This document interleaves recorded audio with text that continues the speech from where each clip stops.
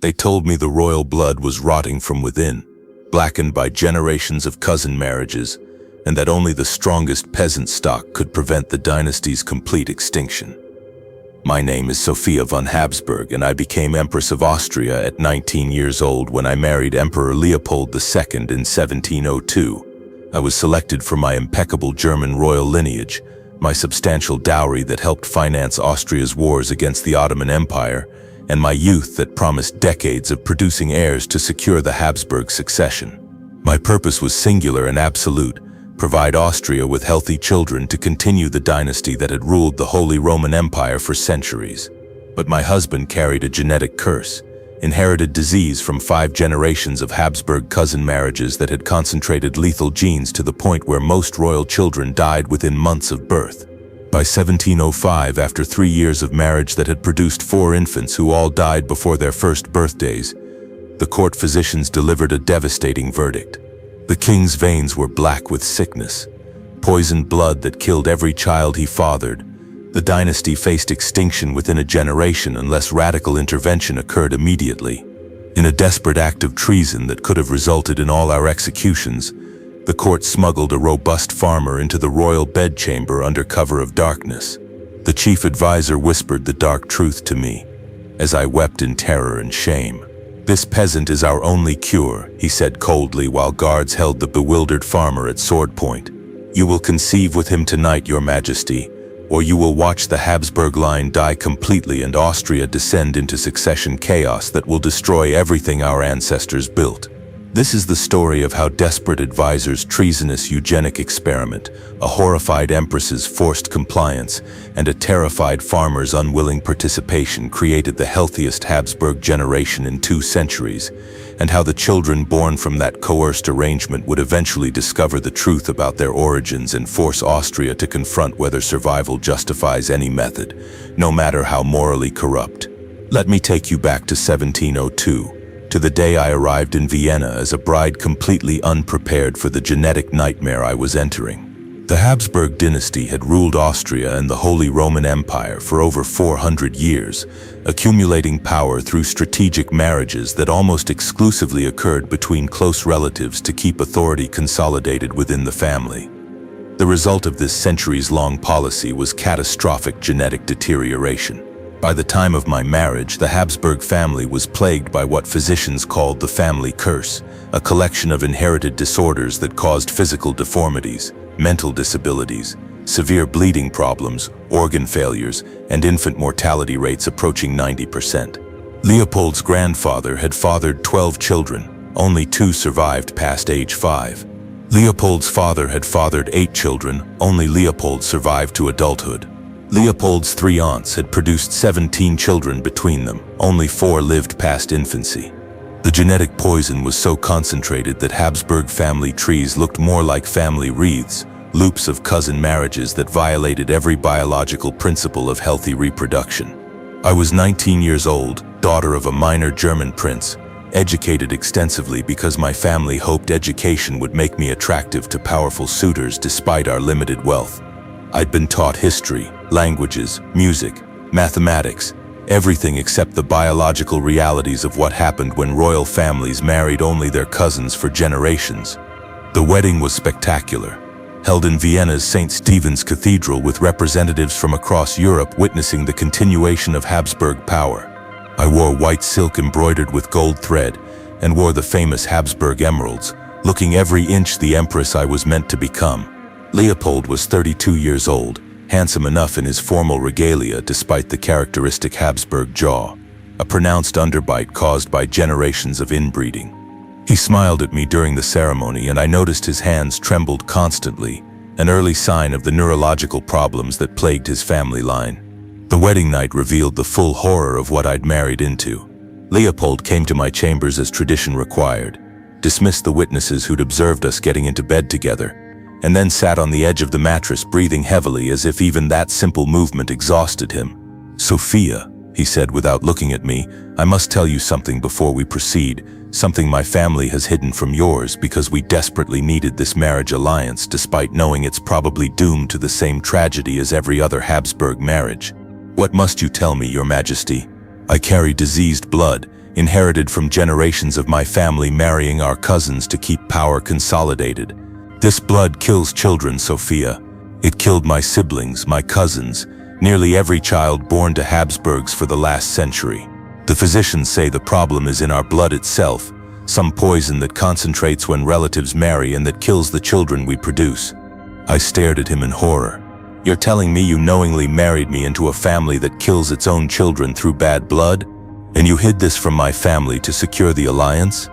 Yes, because Austria desperately needed your family's political connections and your dowry. And because my advisors believed, hoped, that perhaps with completely unrelated foreign blood like yours, we might produce children who survived despite my family's curse. They were wrong to deceive you, but they were terrified of losing the marriage if we revealed the truth about Habsburg infant mortality. So I'm supposed to bear children knowing they'll almost certainly die within months. Supposed to endure pregnancy and birth repeatedly only to bury infants. We must try. We have no choice. Austria needs heirs. The Holy Roman Empire needs continuity, and I'm the last Habsburg male of my generation. If I die without children, the family that has ruled for 4 centuries simply ends, and the succession chaos could destroy the empire. The first year confirmed every fear Leopold had expressed. I became pregnant quickly, carried a son to term through 9 months of difficult pregnancy, and gave birth to a baby who lived only 6 weeks before dying from what physicians called the bleeding sickness. Some disorder where his blood wouldn't clot properly, and he bled internally until his organs failed. The grief was crushing, made infinitely worse by knowing this was just the beginning of a pattern. The second pregnancy, 8 months later, produced a daughter who lived 3 months before succumbing to organ failure. The third pregnancy ended in stillbirth at 8 months. The fourth pregnancy produced twins who both died within hours of birth from the same bleeding disorder that had killed my first son. By early 1705, 3 years into my marriage, I'd endured 4 pregnancies and buried 6 children. The emotional devastation was complete, but the political consequences were catastrophic. Leopold's health was deteriorating rapidly from the same genetic disorders that killed children, causing tremors, weakness, episodes of mental confusion. Court physicians privately told advisors that the emperor likely had less than 10 years to live, possibly much less, and without a surviving heir, the Habsburg dynasty would end with him, and Austria would face the worst succession crisis in its history. In April of 1705, the chief imperial advisor, Count von Starhemberg, summoned me to a secret meeting in a remote wing of the palace. With him was the royal physician, Dr. Werner, and the emperor's confessor, Father Albrecht. No one else was present. Your Majesty, von Starhemberg began without preamble. The situation has become terminal. The emperor is dying slowly from the family disease. You've lost 6 children to the same genetic poison. Austria faces dynastic extinction within a decade, unless we take measures so radical they constitute treason against every law and moral principle we hold. What measures could possibly address inherited disease? There's nothing medicine can do. Precisely, Dr. Werner interjected. Medical intervention cannot cure genetic poison that's been concentrated over 5 generations of cousin marriages, but we can bypass the problem entirely by removing the emperor's genetic contribution from the reproductive equation. You're suggesting I conceive children with someone else and pass them off as the emperor's legitimate heirs. We're stating that as the only viable option remaining, von Starhemberg said bluntly. The emperor's blood kills children. Your blood is healthy. If we introduce completely unrelated healthy male genetic material free of any aristocratic interbreeding, the resulting children should survive because they won't carry the concentrated Habsburg genetic curse. This is monstrous treason, suggesting the empress commit adultery, proposing to deceive the entire empire about the royal bloodline.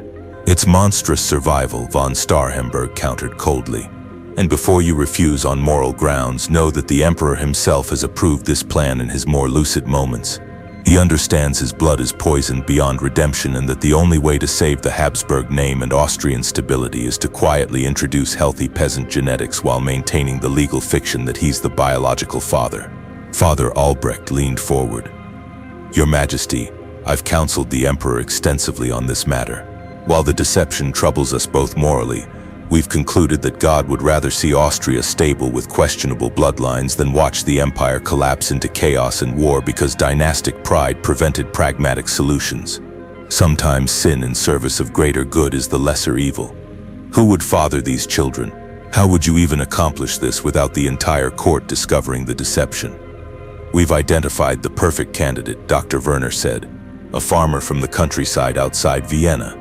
A man named Hans Müller, who's known throughout his region for exceptional health and physical strength.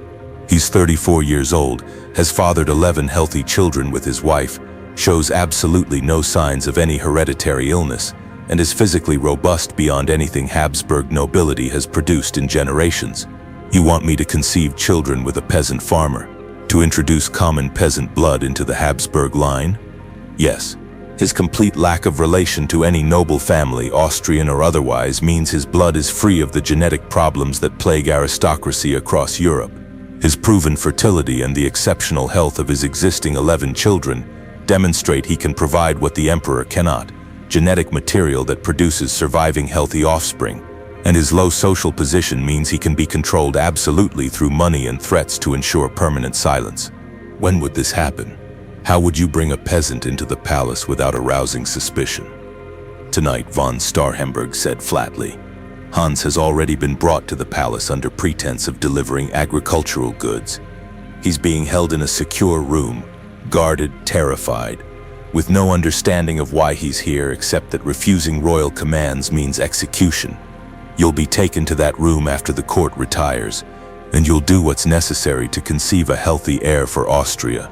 And if I refuse, then you condemn Austria to succession chaos and yourself to a lifetime of burying the emperor's doomed children while we search for another empress willing to cooperate with this plan. This isn't truly a choice, Your Majesty. This is us informing you of what will happen tonight and giving you the courtesy of mental preparation rather than forcing complete surprise upon you. I had no power despite my title. I was empress only to produce heirs. And if the only way to produce surviving heirs was through coerced adultery with a peasant, then that's what would happen regardless of my consent. That evening, after the court had retired and the palace had grown quiet, 2 guards escorted me through darkened corridors to a small chamber in the oldest part of the palace, far from areas where screams or protests might be overheard. The room was furnished minimally: a bed, a fireplace, a single chair, clearly prepared specifically for this treasonous purpose. Hans Müller was already there when the guards brought me in, and my first reaction was complete shock at how utterly common he appeared. He was perhaps 5 feet 10 inches tall, broad-shouldered and thick with muscle from farm labor, wearing clean but rough peasant clothing that marked his status immediately. His hands were enormous and calloused from working with tools and earth. His face was weathered from sun exposure, with a full brown beard and confused, frightened brown eyes. His hair was clean but simply cut in peasant style. He looked exactly like what he was, a healthy, robust farmer, suddenly thrust into a nightmare situation he couldn't begin to comprehend. The guards positioned him in the center of the room, and I saw his wrists bore rope marks where he'd been restrained earlier. Then they left, locking the door from outside and posting themselves in the corridor to ensure no one interrupted and no one escaped. Hans and I stood in that chamber, separated by an enormous gulf of social class, and united by the fact that we were both prisoners about to be forced into something neither had chosen. The silence was suffocating, broken only by the crackling fireplace. Finally, Hans spoke in heavily accented German that marked him as rural and uneducated. "Your Majesty," he said, his voice shaking, "I don't understand why I'm here. Men came to my farm this morning, took me from my fields, brought me to Vienna, locked me in rooms, told me I must serve the crown but wouldn't explain how. What service am I supposed to provide? They haven't told you? Told me what, Your Majesty?" I felt sick having to explain this to him. "Hans, the emperor is very ill with inherited disease that kills any children we conceive together. Austria desperately needs healthy heirs. The advisors have decided that you will father children on me instead of the emperor, children who will be presented to the world as legitimate Habsburg heirs but who will actually carry your healthy peasant blood instead of the emperor's diseased noble blood. Do you understand what I'm telling you?" Hans stared at me in complete shock and growing horror.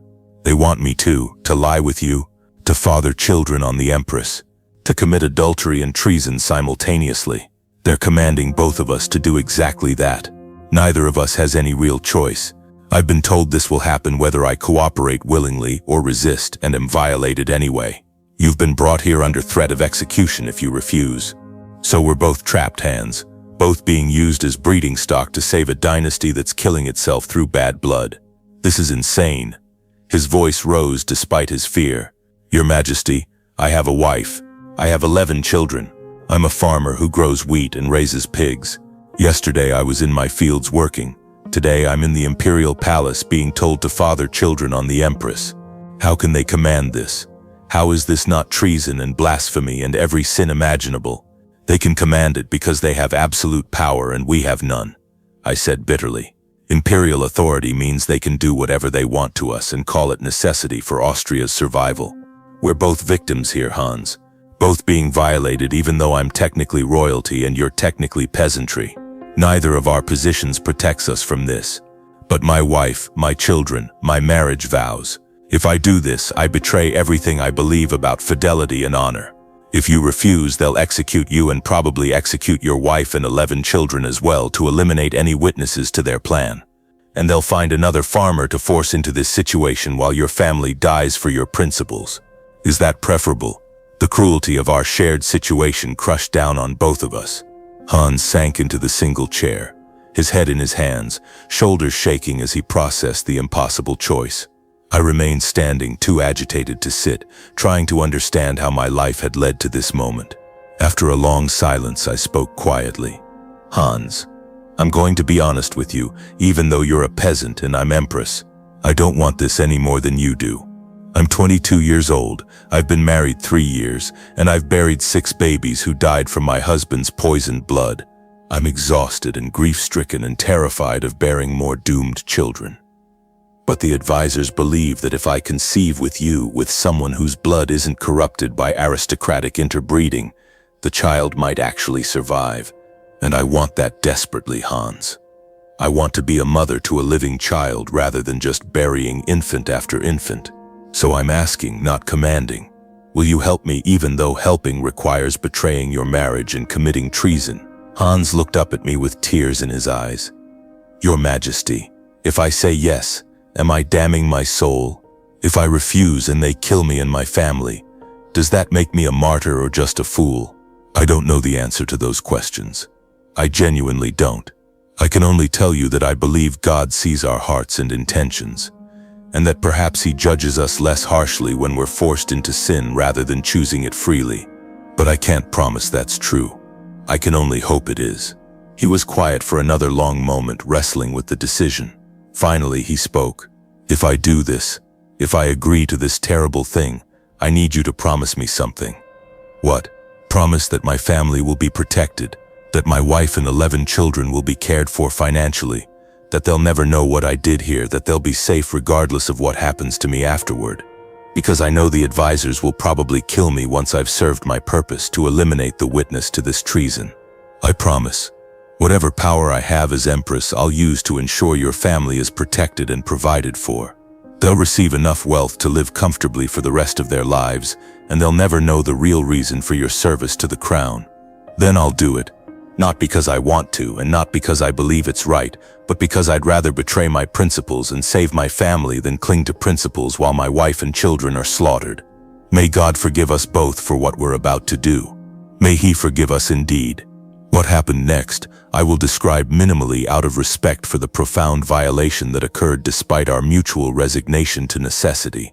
Hans approached the task with a farmer's practical determination rather than any pleasure or enthusiasm, and I submitted with an empress's forced acceptance rather than any participation or desire. It was mechanical, joyless, the biological minimum required to potentially create life while both of us tried to preserve some fragment of dignity in a situation specifically designed to strip away all dignity. When it was finished, we sat on opposite sides of the room, both crying for different reasons. He was grieving the betrayal of his wife and marriage. I was grieving the loss of any illusion that my royal position meant anything beyond being a vessel for genetic experiments. I'm sorry, Hans said eventually. Your Majesty, I'm so sorry. You have nothing to apologize for. You were gentle despite the horror. The wrongness is in the situation itself, in the advisors who forced this, in the genetic disease that made this seem necessary. You're as much a victim as I am. Still, I've committed terrible sins tonight. I've betrayed my wife even under coercion. I've fathered a child who I'll never be able to acknowledge or know. I've participated in treason against the natural order. The weight of that will crush me for however many days I have left to live. And I've committed adultery despite my marriage vows. I've conceived a child with a peasant and will pass it off as imperial heir. I've participated in deceiving the entire empire. We're both damned, Hans, if damnation is the price of survival. In the morning, von Starhemberg's guards came to collect both of us. They took Hans away immediately, and I never saw him again. I later learned through servants that he'd been held in the palace for another 2 weeks, brought to my chamber 3 more times to ensure conception had occurred, and then quietly returned to his farm with a substantial payment in gold and dire warnings that speaking of his service meant death for his entire family. The arrangement continued for the next 8 years in a pattern of careful secrecy and ruthless efficiency. Whenever physicians determined I was at optimal fertility, Hans would be summoned to Vienna under various pretenses, held in secure rooms, and brought to secret chambers where we would repeat the coerced biological process.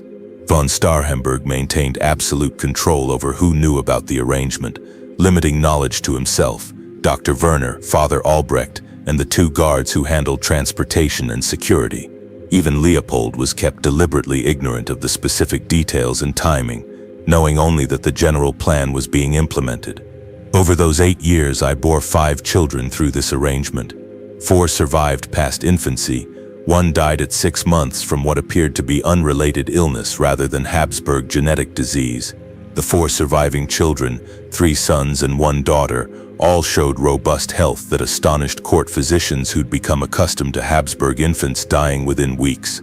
These children were larger, stronger, free of the characteristic deformities and bleeding disorders, clearly benefiting from Hans's untainted genetic contribution even though no one outside our conspiracy understood why. By 1713, with 4 healthy surviving children ranging from age 7 down to 1 year old, von Starhemberg decided the succession was sufficiently secured and the arrangement could end. Hans was summoned one final time. But instead of being brought to my chambers, he was taken to a different room where von Starhemberg waited. I learned later from Father Albrecht what happened in that conversation. Hans, von Starhemberg had said, "You've served the crown loyally and silently for 8 years. You've given Austria 4 healthy heirs when the emperor's blood could only produce death. The empress and I are both grateful for your sacrifice and your discretion. Now it's time to ensure that discretion becomes permanent." Hans had apparently understood immediately what was being implied. "You're going to kill me. Not immediately, and not in any way that would raise questions. You'll return to your farm today with another substantial payment. In approximately 6 months, you'll suffer a tragic accident during harvest. It will appear completely natural. Your family will receive generous compensation for your accidental death, and the secret of the true Habsburg bloodline will die with you." Hans had reportedly remained silent for a long moment before responding. "I knew this would be the ending from the beginning. I accepted it when I first agreed to this arrangement 8 years ago. I only ask that you keep your promise about my family. Keep them safe, keep them provided for, keep them ignorant of why I truly had to die. We'll keep that promise," von Starhemberg had assured him. "Your wife and children, now 14 in total since you fathered 3 more with your wife during these years, will live comfortably. They'll never know their husband and father was murdered for state secrets. They'll mourn your accidental death and live well on the compensation. That's the best outcome you can hope for. Then I accept my fate," Hans had apparently said. "Just let me have these last 6 months with my family before you take my life." Those 6 months were granted. Hans returned to his farm and his wife and his 14 children. He worked his fields and raised his animals and attended church and lived the life of a prosperous farmer for half a year.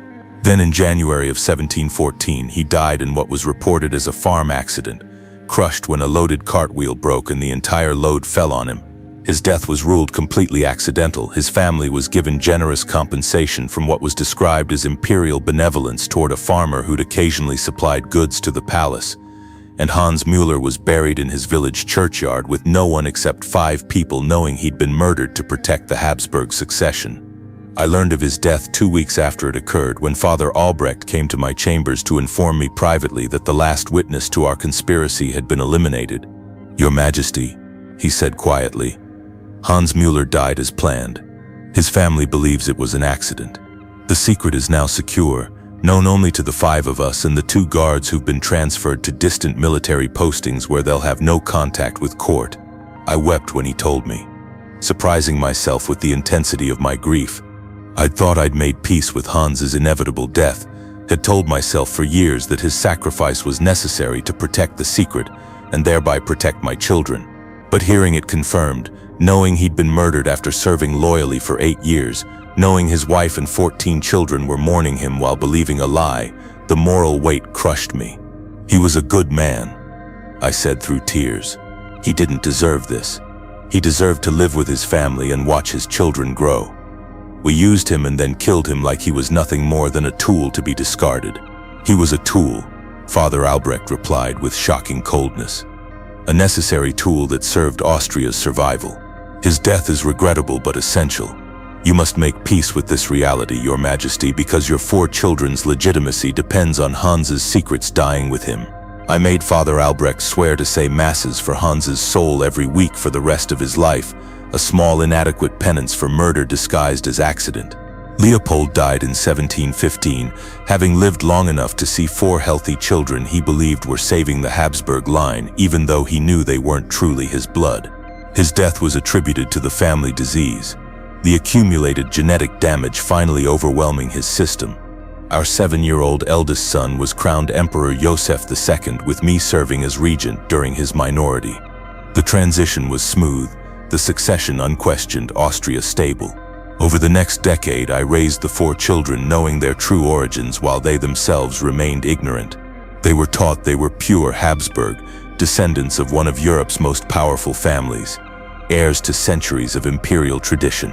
No one told them their biological father had been a peasant farmer who'd been murdered to hide the truth. When Joseph reached 18 in 1726 and took full imperial authority, I decided he needed to know the truth. We were in the palace gardens, just the 2 of us, when I explained everything. The Habsburg genetic disease, Leopold's inability to father healthy children, the conspiracy with Hans Müller, the 8 years of coerced breeding, Hans's murder to ensure silence. Joseph listened without interrupting, his face cycling through shock, denial, anger, and finally something resembling understanding. "So I'm not actually Habsburg at all. I'm the son of a murdered peasant farmer. You're the son of 3 people," I corrected. "Leopold, who loved you and raised you and educated you for rule even knowing you weren't his biological child. Hans Müller, who gave you life and health through coerced service and paid for it with his own life. And me, who bore you and raised you and told you this truth because you deserve to know who you really are. Does this mean my reign is illegitimate? That I have no right to rule Austria? You were publicly acknowledged by Emperor Leopold as his son and heir. That makes you legitimate under every law and tradition that matters. Biology is less important than legal recognition when it comes to succession. But it still feels like my entire identity is built on lies and murder. Because it is. I won't deny that.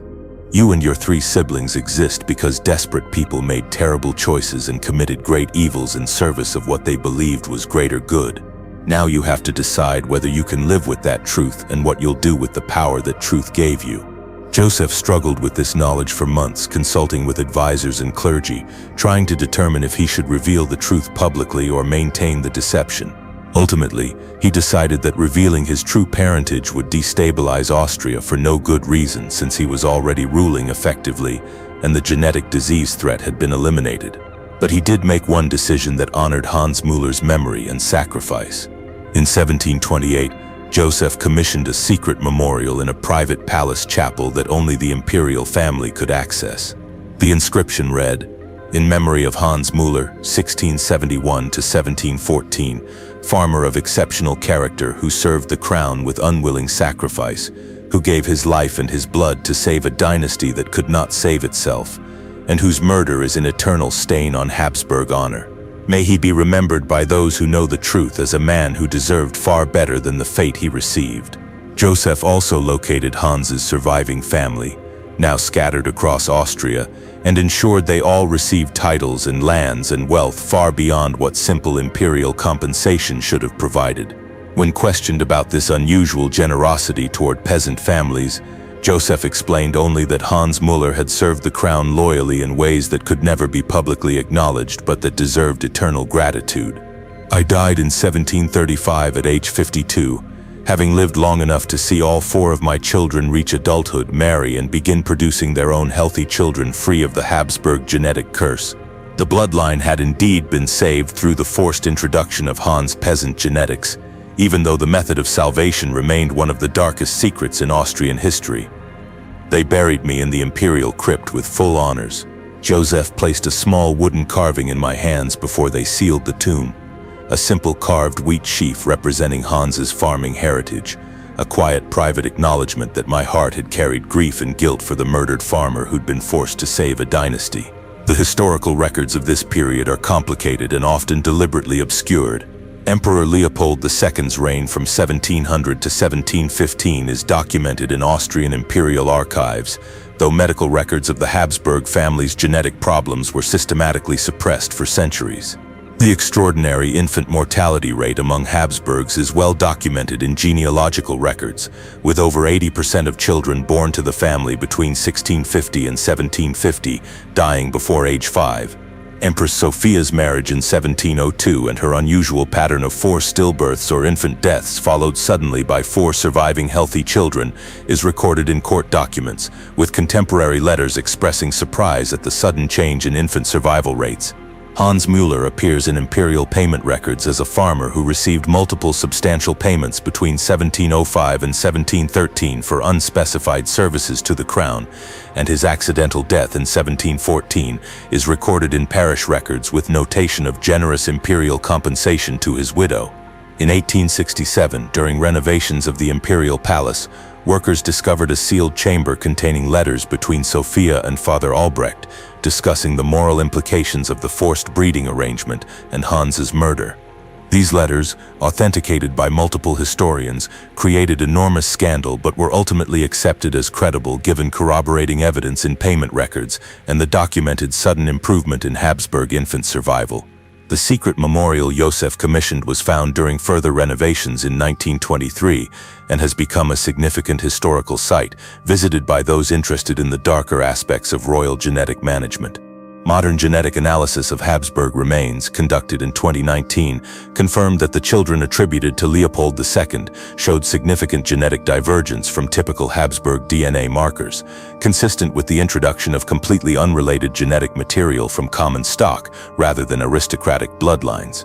This is the story of Sophia von Habsburg and Hans Müller, whose forced arrangement saved a dynasty from genetic extinction, and whose survival of impossible circumstances demonstrates that even when beneficial outcomes emerge from evil methods, the evil of those methods remains undiminished and worthy of condemnation.